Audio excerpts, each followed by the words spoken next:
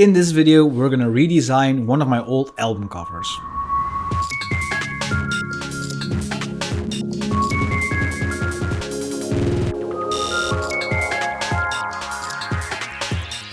Dreadlabs.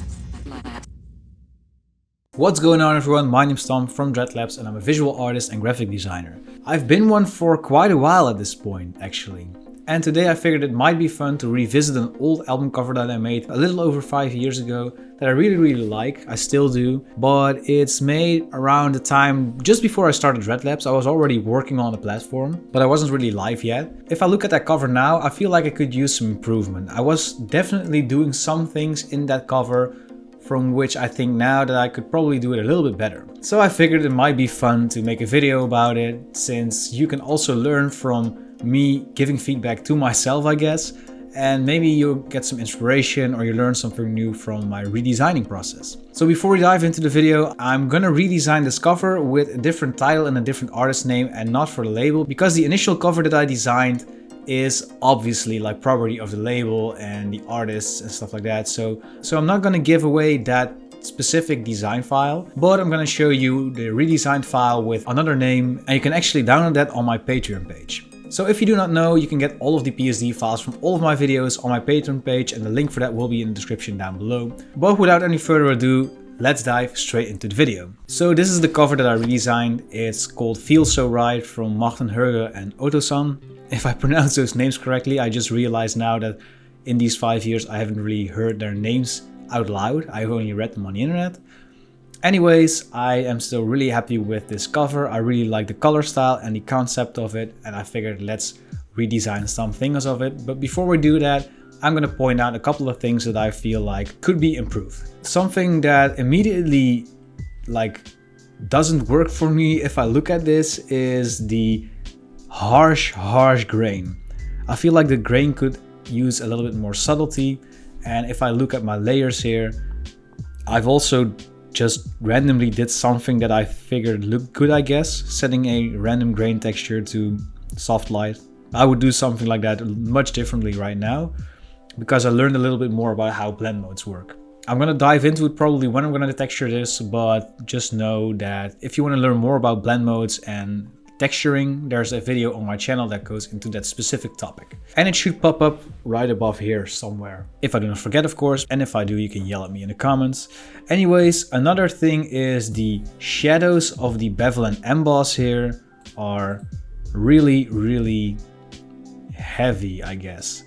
I've been thinking about how I would approach this now, and if you do not know, this is basically an Illustrator file with the text of a track with an effect on it. So if I remove the effects, you can see that it says Feel So Right, like up and down over and over again.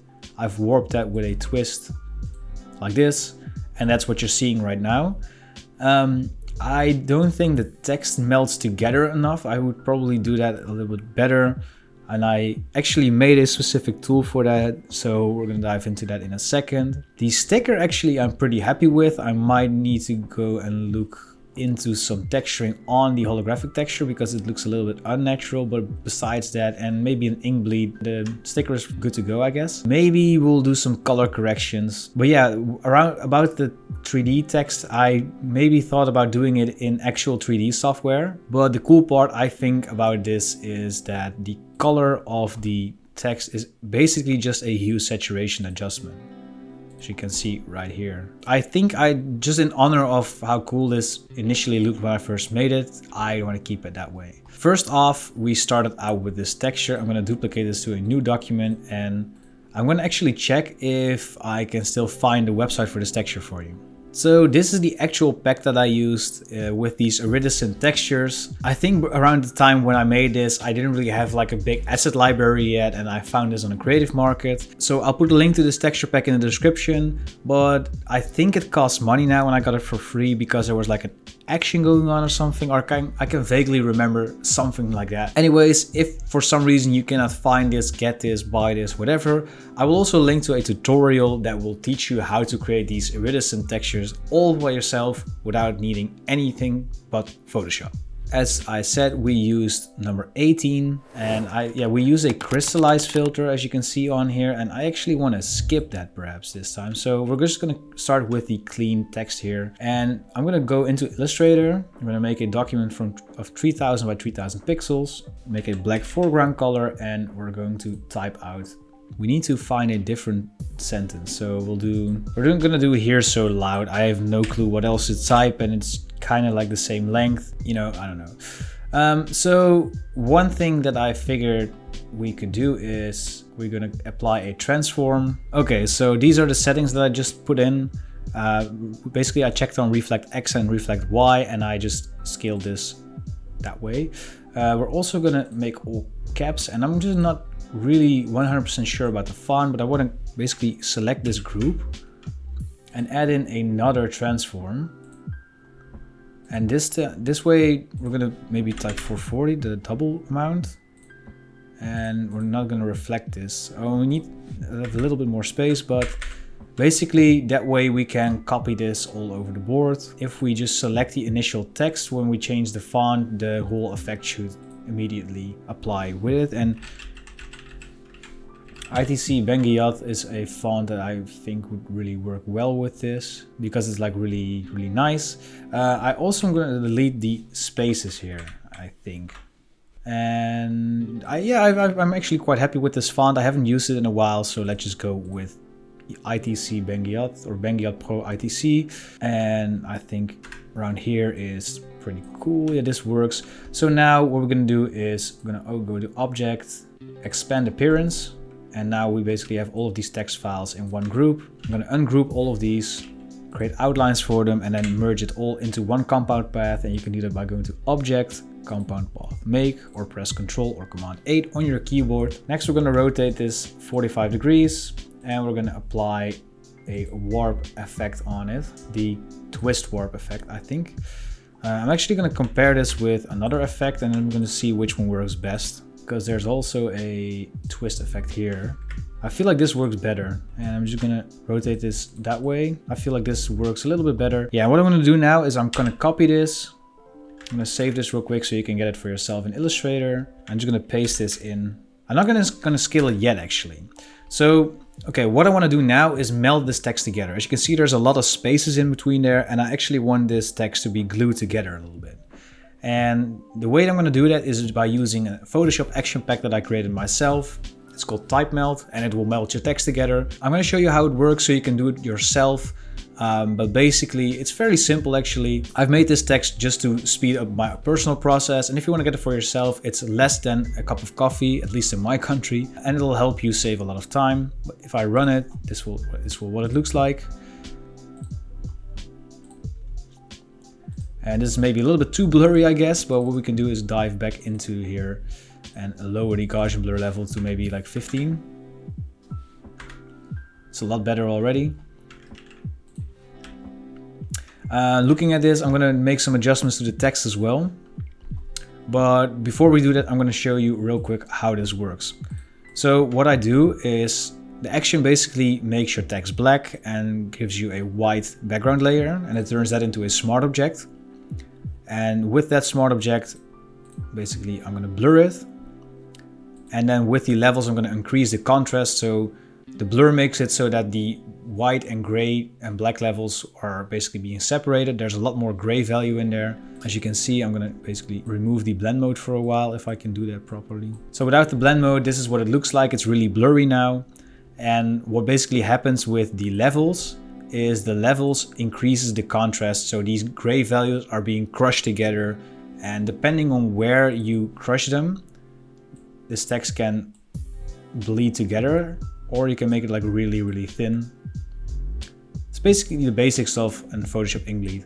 And I basically make these edges really harsh because I really like that effect, and that's also why you would be able to get like a really nice harsh ink bleed. Anyways, that's how it works. So there's really nothing special going on. I basically just made it to save myself some time. But of course, if you don't want to support the channel or you don't have the money, you can now use this for yourself, and you can record the action for yourself if you want to do that as well. Back to the drawing board, I'm going to double click into all of these layers, and my smart object should be in here. What I'm actually gonna do is I'm gonna just press Command Z here up until the point where my text was still there. Yeah, so in this case we still had the effects on it, I think, here. So now we're back at the phase where we had the effects on, and what I'm gonna do is basically make the text intersect with each other. So what I'm gonna do is basically lower the vertical move distance so that the text will intersect with each other. And I'm also going to lower the tracking so that the text is actually already really close, as you can see right here. Maybe it's even so close that I'm just gonna make 2 lines of text now. So like this. And I see one little space left, and I think that's the main group. So I'm just gonna exit the isolation mode, grab the grouped layers again, and lower this distance. And now we really have this like wall of letters that's almost like unreadable, but that's the way I like it. So again, we're going to select this object, expand appearance. I'm gonna ungroup all of these objects, right click, create outlines, go to object, compound path, make, and we're going to twist this with this effect. 120 degrees, maybe a little bit harsh, maybe 90 degrees. Let's see what that looks like. It's a little bit better, I think. And let's just copy this in. And you know what? We're going to delete the type meld layers, and we're just going to do this by hand, because I don't want you guys to think that I'm just like wanting to sell you asset packs. These are a good way to support my channel and keep up the video creation for you guys, but I'm going to show you how this type meld effect actually works. So I'm going to make a new layer behind the text layer here, and I'm going to make it white, and I'm going to make these into a smart object. I'm going to apply a Gaussian blur to this, 15 pixels, maybe 12.5, and also add some levels.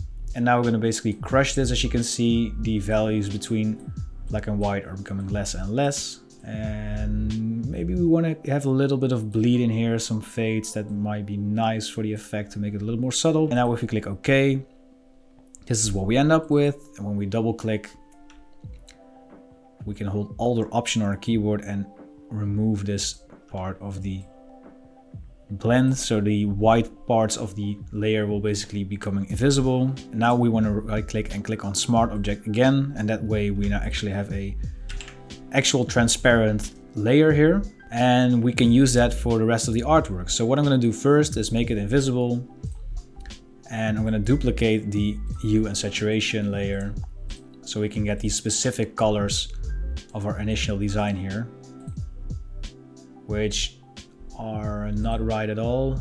I have 2 hue saturations. Of course, that makes sense. So this is the initial color of the layer. It's pretty cool, I guess. Maybe we'll add some blurs to remove this weird detailing over there. But what we can do now is hold Control or Command and click on the layer, and then add in the layer mask of the second hue saturation, so the text color is actually made. And I think what we also miss is the curves layer in here that also does a lot of adjustments. Let's see what this actually does again. Ooh, there's actually some ups the reds, makes this really weird wobble with the greens, and darkens out the blue layers. And actually that does a lot for the cover, looking at it now. Okay, anyways, we do have our text layer now, and what I'm going to do is put the fill to 0%.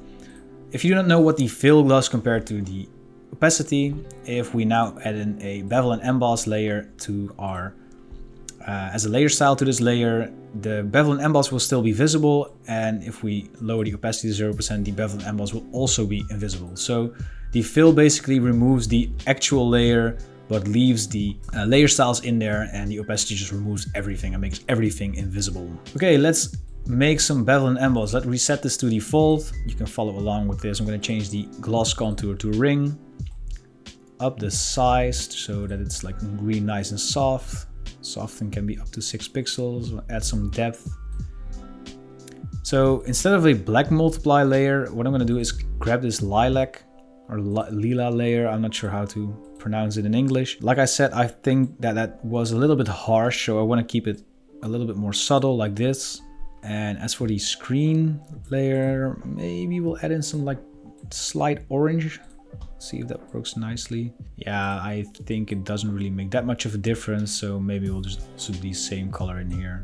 All right, so what I always try to do is find a perfect balance between the soften, the depth, and the size of the pixels here.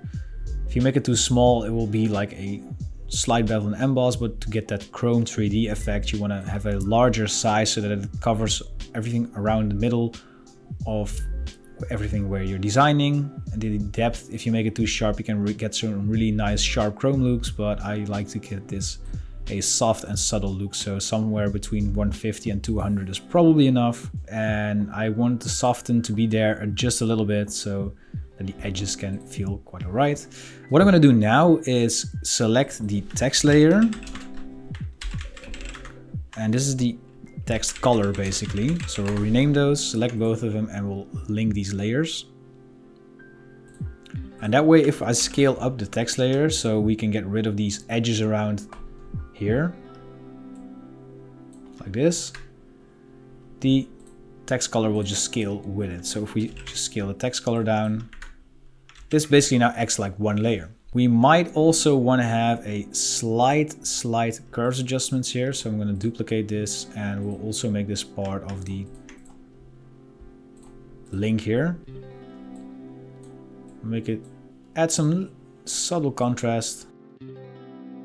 And what might also be pretty fun to try out is if we can add in a drop shadow to add some depth to the text layer here. And if we want to stay like true to reality, I guess, we can use the global light. You can also check that off if you don't think it works really well with the rest. Now I want to make the shadow like a darker orange, or maybe like a brownish color, so that it fits in a little bit better as compared to like black. This works, I guess. So I want to kind of blur the colors in here a little bit, so it's a little bit more subtle, I guess. And these harsh, weird lines stop appearing that you can see in here. We want to make this smooth so we can add in some textures later, basically. So what we want to do next is, I think, darken the whole layer like this. This will basically, this is really like a game changer for the whole art. It adds in those shadows. That being said, these shadows are now quite harsh again, so let me just go into the bevel and emboss, and we'll lower the opacity of these shadows a little bit more, like this. And what I do like about the cover right now is that you don't really can, if you want to make out the words, you can kind of maybe see it, but it's a little bit more subtle now, and that's what I really like compared to where you could really read the letters. I guess you can see that there's S-O-R-I-G, and if you want to know the text, then you want to know the track title, you already know what's standing there, and here you have to kind of like look for it a little bit more. So the next thing what we're going to do is we're going to add in some textures. Although I didn't really like the film grain that was added in the initial cover, I would probably like some grainy paper. So I'm going to look if I have some sandpaper textures, and I think I do from my Dreadlabs paper pack. If you're designing along, what may be possible is maybe you can add in some grain using some Photoshop filters or something like that, if you don't want to get this pack for yourself, of course. So here, if we add this to turn this to screen, we're going to duplicate one more layer, and we're going to turn this one invisible. Well, we're going to name this texture screen, and we want this to affect like the lighter colors of the design. So we're going to make a curves adjustment to make it a little bit more dark and subtle, I guess. If we zoom in, you can kind of see that, and that's something that we didn't really see in the other one. And I'm going to turn this one to multiply now, and we're going to make this a really light texture. So I'm going to make all the dark values go up. I'm going to crunch in those numbers a little bit. And now it actually has a kind of like a print look, if that makes sense. So we'll call this textures, and I'm going to call this texture multiply. And this is before and this is after. I think this is a nice addition.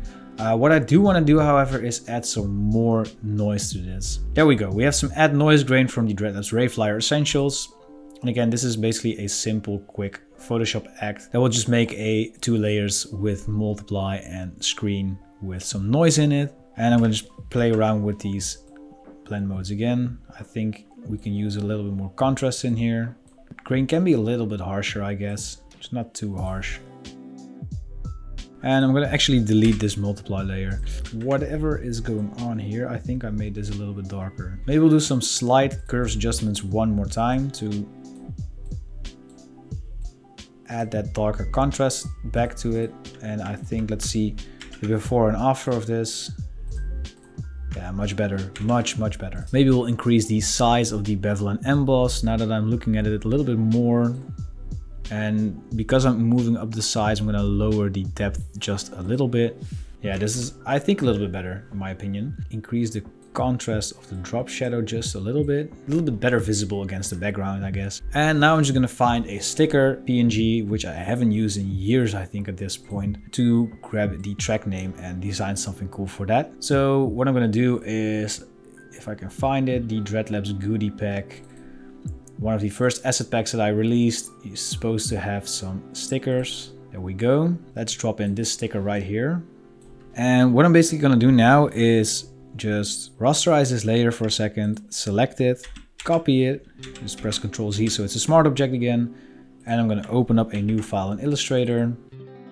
And I'm gonna make a rectangle to match the size of our sticker. And now we basically have some space to design in. I just delete the sticker now and change the artboard size to the sticker size here. Now we can just design the sticker, of course. I'm gonna change the artist name to my own artist name, Tom from Dreadlabs. I'm gonna use the font Medium by Hunter, which is a free font. You can get it for yourself. And I'm gonna outline this properly once I've extended it.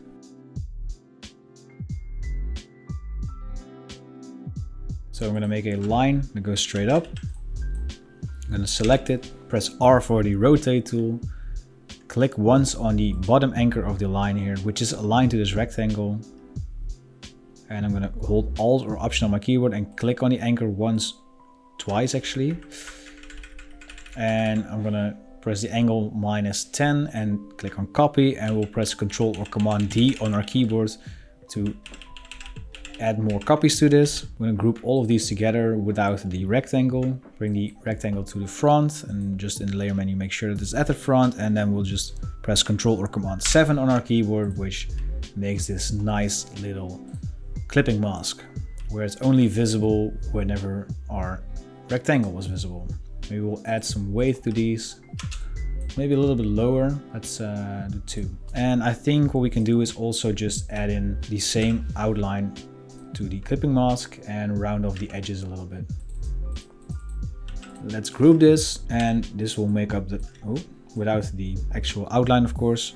Let's lock that in place, and now we can scale this up towards the edges here. And what was the track title again? Hear So Loud. Oh yeah. What we can simply do is grab this version. We'll grab the old version. This one's a little bit better to read, and we'll make a little box in here. We'll scale this down.